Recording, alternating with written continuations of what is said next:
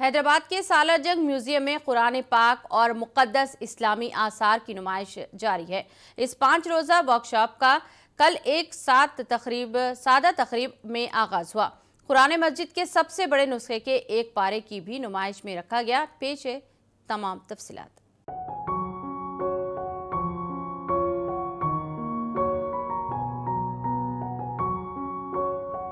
ہندوستان اور ایران کے درمیان قدیم تہذیبی اور ثقافتی تعلقات ہیں۔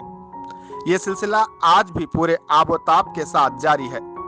خاص طور پر فن خطاطی کے معاملے میں ہند ایران تعلقات کی ساری دنیا میں مثال نہیں ملتی۔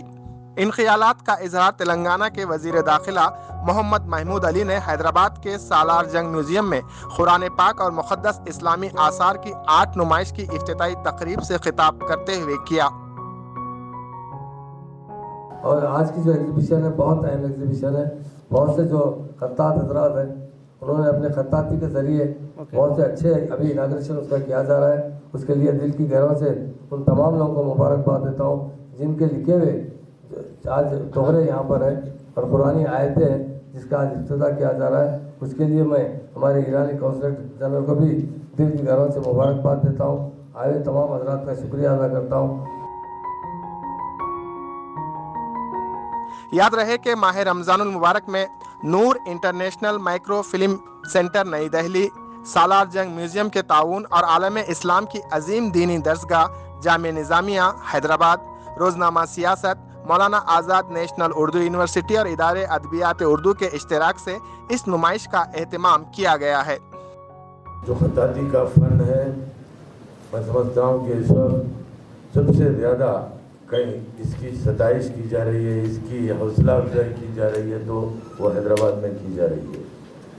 ہمارے یہاں پر بہت سے خطاطی کے سینٹرز موجود ہیں۔ خاص طور پر ادبیات اردو میں 1938 میں ڈاکٹر زور نے ایک خطاطی کا ادارہ قائم کیا، ایک شعبہ قائم کیا وہاں پر، جو آگے چل کر ابھی NCPL کے کولابریشن سے وہاں پر 2 بیچز خطاطی کے چلتے ہیں، ریگولر بیچز، اور وہاں کے جو طالبات ہیں، خاص طور پر طالبات جو ہیں وہ نہ صرف ہندوستان بلکہ ہندوستان سے باہر ترکی، ایران، مختلف ممالک کا انہوں نے سفر کیا، وہاں کے ایگزیبیشن میں پارٹیسپیٹ کیا اور انعامات حاصل کیا۔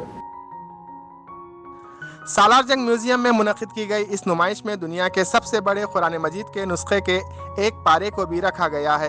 اس قرآن مجید کا حجم 2x2 میٹر ہے جبکہ اس کی لمبائی 2 میٹر اور چوڑائی 1 میٹر ہے۔ افتتاحی تقریب میں vice chancellor Maulana Azad national Urdu university professor سید عین الحسن نے بھی اپنے علمی خطاب کے ذریعے شرکاء کی معلومات میں اضافہ کیا۔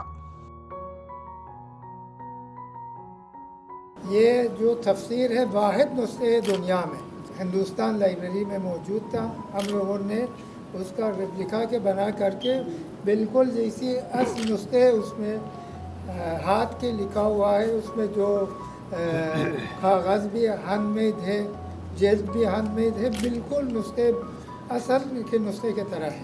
اس کا ہم لوگوں نے اپنے آفس میں بنوایا ہے۔